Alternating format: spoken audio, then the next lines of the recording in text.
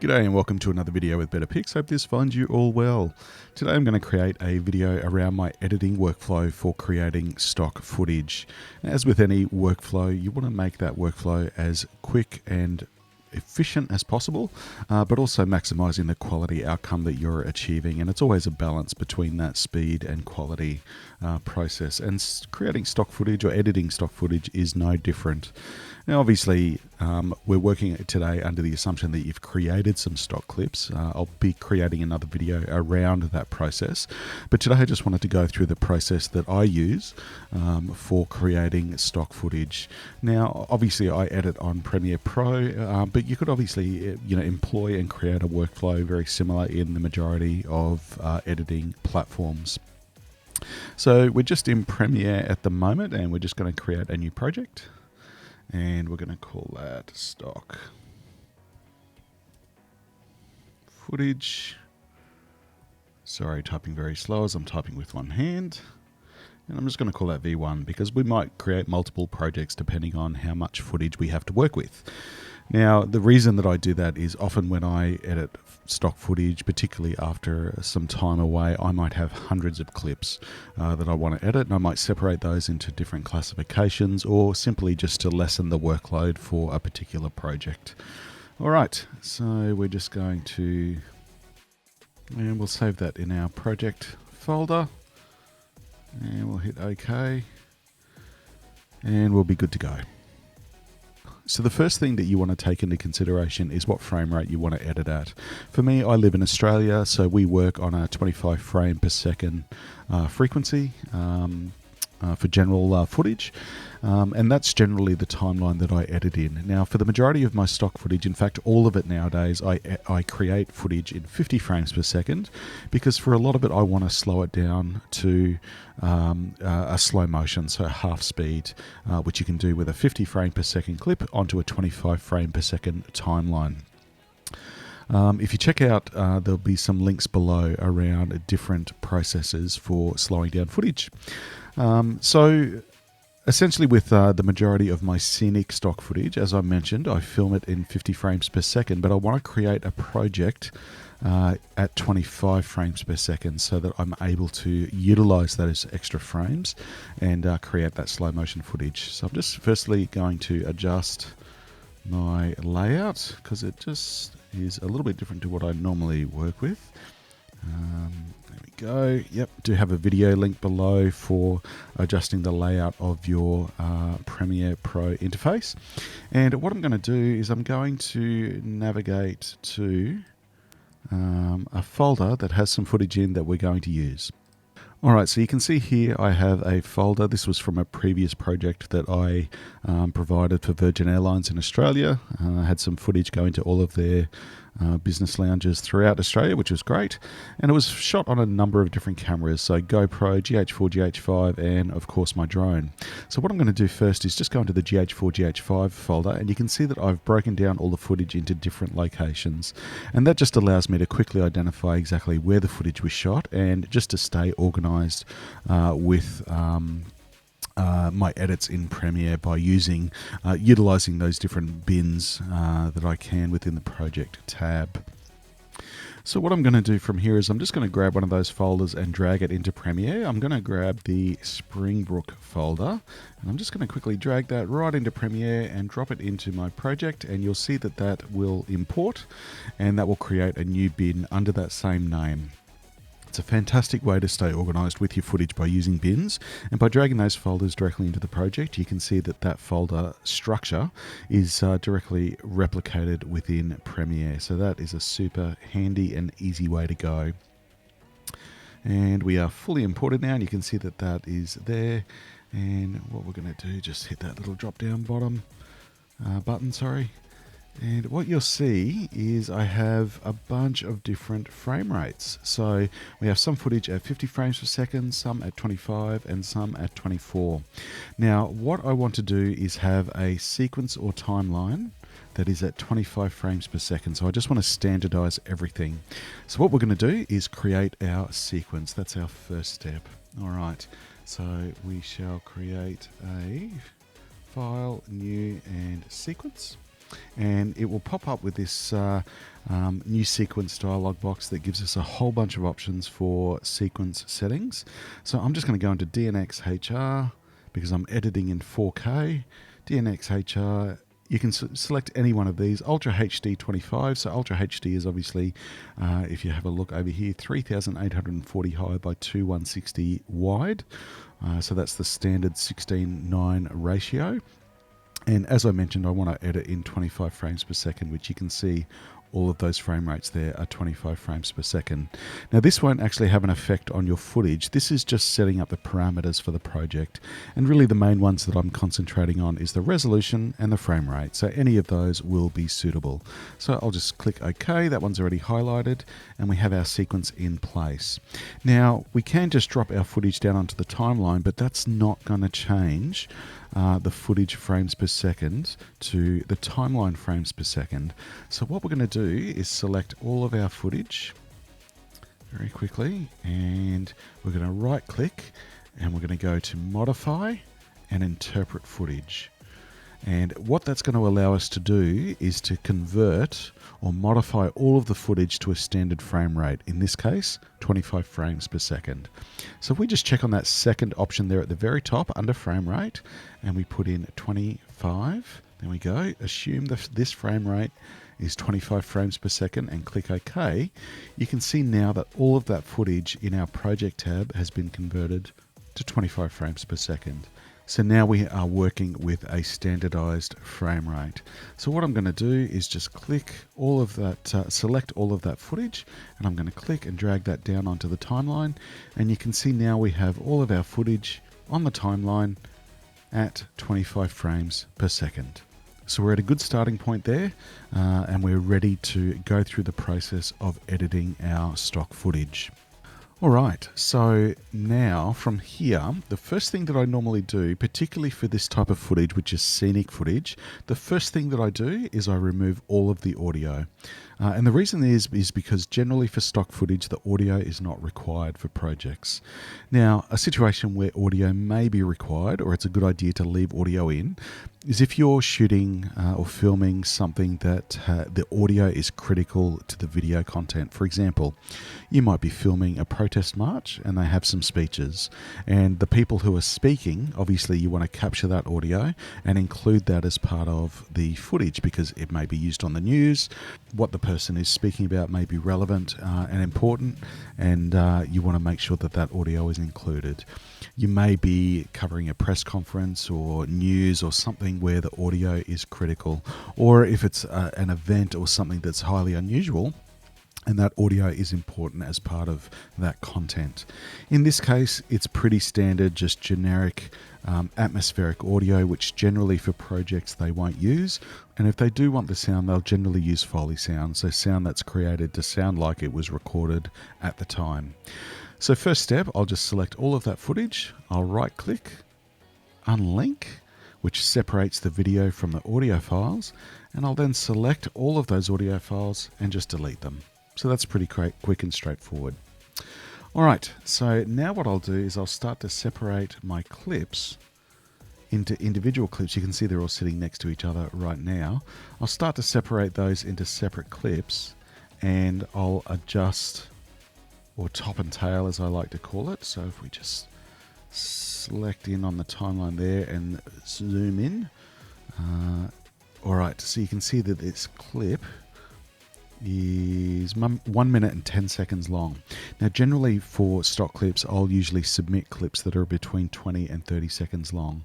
So what I'll do is I call it top and tail. I'll just remove the beginning and the end section, and you can see that it gives us the rough duration there of the clip. This one I'm just going to put around 20 seconds. Put my timeline there and I'll just have a look at the clip. You can see this is one of the slow motion clips. There we go. Yep, that all looks great. Pretty straightforward.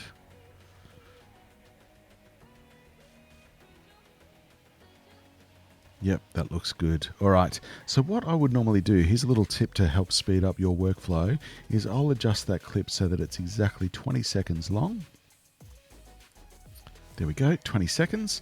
And I'm going to grab my work area bar.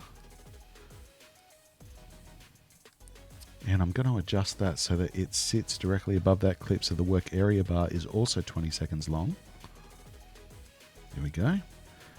Now a clip like this, which is just a static shot, there's no specific beginning and end. It could be used as a loop shot perhaps, but there's nothing specific happening in the clip that needs to be included or excluded. All it is a static shot of this particular waterfall. Now, for all of the clips that I've selected today, it's exactly the same. So what I'm going to do then is I'm going to grab my work area bar, select it or drag it across to the next clip, and I'm going to adjust my clip to be the same length. And of course, check that everything in that clip is good to use, which it looks like it is. Yep, that all looks good. All of that clip looks great. And then I'm going to move on to my next clip. Now, as you can probably work out, what I'm doing is creating a series of 20-second clips. Now, where that's particularly useful is then when it comes time to render or export the clips, rather than having to move and adjust this work area bar every single time, I can simply drag it to the first clip, export that clip, or cue that clip for export, and then drag it to the next clip. And I know that it's going to line up perfectly with the beginning and end of the clip. And then I'm going to drag it to the third clip. So that process is huge time saving when it comes to exporting your clips ready for upload to the stock sites that you might be selling through. All right, let's go along and grab another one. We'll do a few clips so that we've got a few to look at. And I'm going to click that work area bar, drag that in, so we have another 20-second clip. You can confirm that by just hovering over the actual clip. So 20 seconds, that's brilliant.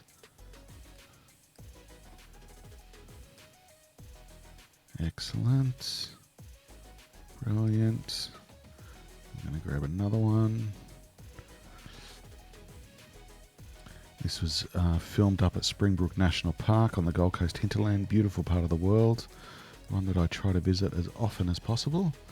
Excellent. And of course, always check your clips. Always check that everything is okay. That you didn't bump the camera or there weren't any wobbles.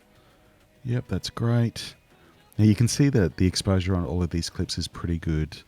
There's no major adjusting that needs to happen. I do color adjustments with my stock clips, but it's not usually a massive amount of adjustment. All right, and we're just going to grab that last one. There we go.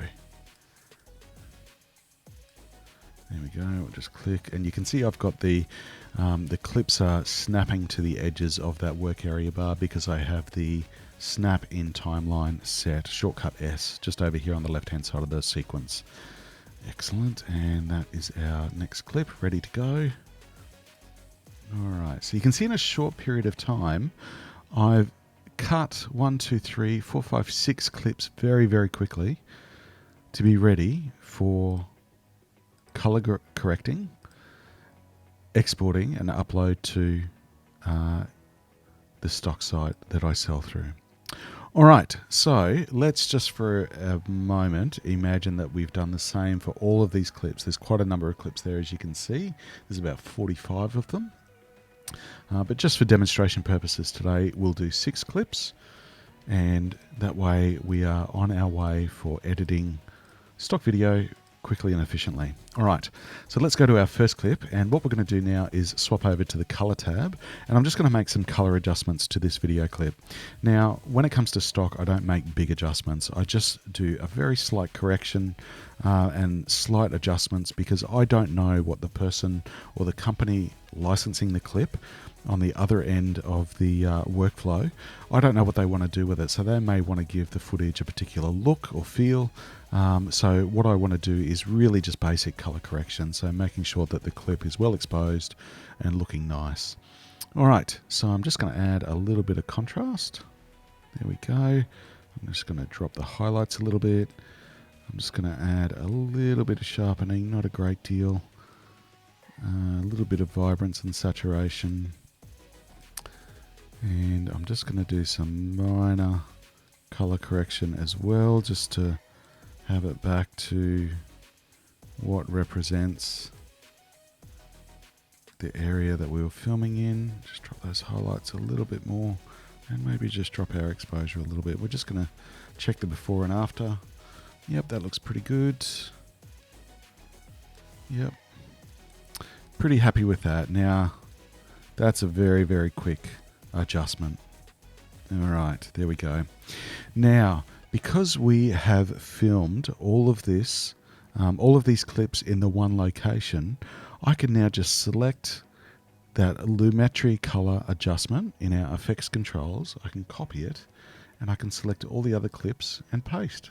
So Control or Command C and then Control or Command V to drop that into all the other clips. What I'll do from now is just very quickly have a look at the other clips just to make sure that I'm happy with how they look. Might make some further slight adjustments. And yep, happy with those, happy with those, happy with that. Yep, that's fine. As you can see, I'm just making very slight adjustments, not a great deal at all. Of course, when you're color correcting any images or footage, you know that's part of the creative process, so absolutely go for any adjustments that you would like to make. But for me, when it comes to stock, I find that just slight adjustments are a good way to go, leaving more flexibility for the people at the other end of the workflow to make adjustments or looks in the way that they want to. All right, so as you can see, because this was all filmed in the one location, I've selected that first clip, made the color adjustments, selected that lumetri color, and then applied it to the other clips. Quick, easy, and very fast. All right, I'm just going to go back to my other workflow. There we go. All right, or page layout, I should call it, not workflow. All right, so what I'm going to do now is we're going to come time to export. Now, this is only 6 clips. Normally, when I go through a video clip exporting process for stock, it might be 20, 30, 50. I've had up to 100 clips on a timeline that I've exported all at once if I've had a really productive morning of filming. And yeah, that's normally what I'll do. So, you know, start off with a few clips and then you can just build from there as you become more comfortable with the workflow and as you become more efficient as well. All right, so normally what I do is I will use Media Encoder to export all of these clips, because what I can do is just queue all of those clips and get them ready to go and leave them, go and make a coffee or go out for breakfast or whatever it may be, and I can come back and those clips will all be exported. So it's a really time efficient way to go, rather than exporting directly out of Premiere where you have to export one clip at a time. All right, so let's now hit Control M, which is our export shortcut. And what I'll do is I have a whole bunch of presets that I've done myself. Obviously, there's presets with Premiere as well. Now, what I tend to do is I export at a higher bit rate than what I actually need to. And the reason that I do that is I just find that generally the quality that I get out of my clips is far higher, and I find that I get less rejections. In fact, I get next to no rejections with submitting to stock agencies nowadays. And when I was exporting at lower bit rates, I just found that I was getting more and more rejections for various reasons, and the quality just obviously wasn't there. So what I do, I have a preset, Ultra HD, 25 frames per second, constant bitrate at 130 megabits per second.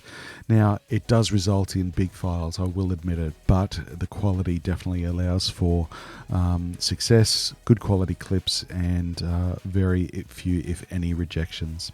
So that's the preset that I've set. You can, of course, make all of the adjustments that you want to, but you can see it's Ultra HD resolution, 25 frames per second, and constant bitrate at 130 to, say, 130 megabits per second. Now, experiment with this. You're obviously more than welcome to try whatever settings you like, but I find that works really well. All right. We're now going to click on the sequence, and that allows us to choose the destination where the files will be saved, and also renaming the file as well that we're going to export. You can see here I have a folder that I've set up, stock clips, I'm just going to double click on that, and what I'll normally do is I'll make my own file name. Those file names of course always change when you upload to a stock site, but it just is a good reference for me for storing my clips. So what I'm going to call it is stock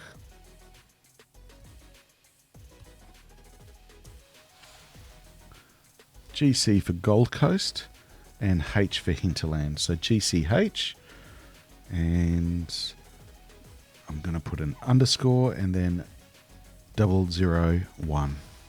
All right. And what I'm going to do now is I'm actually going to select all of that and copy it. And the reason that I do that is once you go to the next clip, it means that you don't have to type that out every single time. You can just copy and paste. Then I'm going to hit Q. That's going to send the clip to Media Encoder. As you can see, it's popping up there. And that clip will be queued for when I want to start the render process.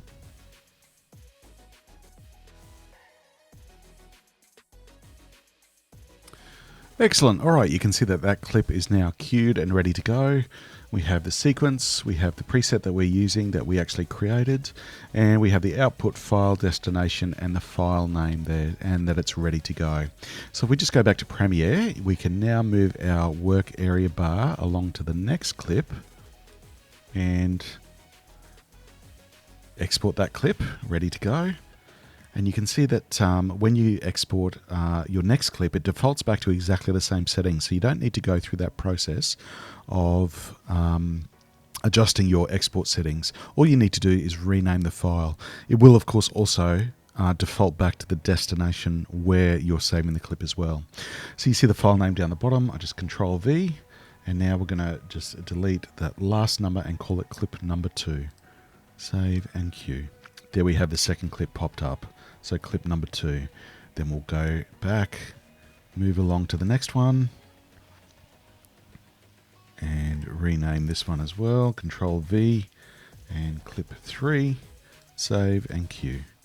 So you can see that once you get into the process of editing multiple clips and exporting multiple clips at once, it becomes a really fast and efficient process. Now, I've just noticed something here. Just noticed that the 5 and 6 didn't actually type properly. So this is a good segue to see that you can actually readjust that file name if you want to. You can actually even within Media Encoder change the export settings as well. And all you need to do is click on that link there. It's an active link, and we'll just pop in a 5. There we go. And we can also pop in a 6. There we go. Not typing hard enough this morning. Must be time for another coffee. All right. So if we also have a look at the presets, if we click on that preset, you can see that it brings up a dialog box that allows us to actually change the export settings. So that just takes us directly back to that export settings tab that we saw in Premiere, and we can change whatever presets or whatever export settings we like. All right. So I'm happy with all of those export settings, but it is a good thing to realize and know that you can change the format, preset, and output file name if you would like, as well as obviously the destination as well. All right, so we've got 6 clips queued there and ready to go, and I'm just going to hit start, which is that little green play button on the top right hand side, and you'll see that it will start cycling through that export process. Because they're only 20 seconds long, you can see they export fairly quickly. Obviously the export speed is dependent upon your system strength, what type of video codec you're working with, how much grading you've done or color correcting you've done. There's a whole bunch of parameters around the speed of export. This computer is not too bad, it's fairly quick, so you can see that that first clip is exported fairly quickly. We should get a green tick pretty sure, and it will automatically go to the next clip for render. All right, so you can see that that first clip has a green tick, which means it's done, and it's automatically gone on to the next clip. So this is where Media Encoder by Adobe, used in conjunction with Premiere Pro, is a really powerful combination. And it allows you to, as I said, queue a whole bunch of clips. You can go away, have a coffee, go out, do whatever you like, and that will take care of it and tick over. What I quite often do as well is I'll edit, if I've been shooting throughout the day, is I'll edit stock clips throughout the night, and then before I go to bed, I'll just hit play. I'll queue them all and hit play, and then of course when I wake up in the the morning, they are generally all rendered and ready to go. So that's a great way to just make your time efficiency a little bit better. If you can have your computer doing this while you're doing other things, always a good way to go. All right, we'll speed up the last of this rendering process, and then we'll have a look at the results.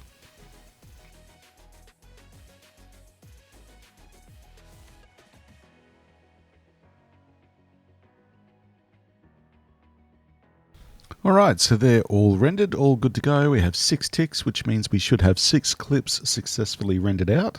If we head over to our folder where we sent our clips to render, which was just our stock clips folder, and there we have our 6 clips ready to go.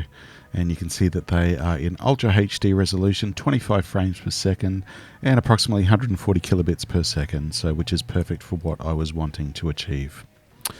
All right, so that is my editing workflow for creating stock video clips quickly and efficiently. And as I mentioned, it really does work really well for me. I'm able to produce a large volume of work and get it online. Obviously, the sooner you can have it online, the sooner it's available for sale. As always, questions are welcome. Hopefully this video has been helpful for your workflow. And if you're interested in creating some stock video clips and uploading them, then absolutely do it. It could be a way to earn a bit of a side hustle, side income, and earn a little bit of money off your camera and your footage. Thanks again for stopping by. Questions are welcome. And as always, we look forward to seeing you next time. Take care.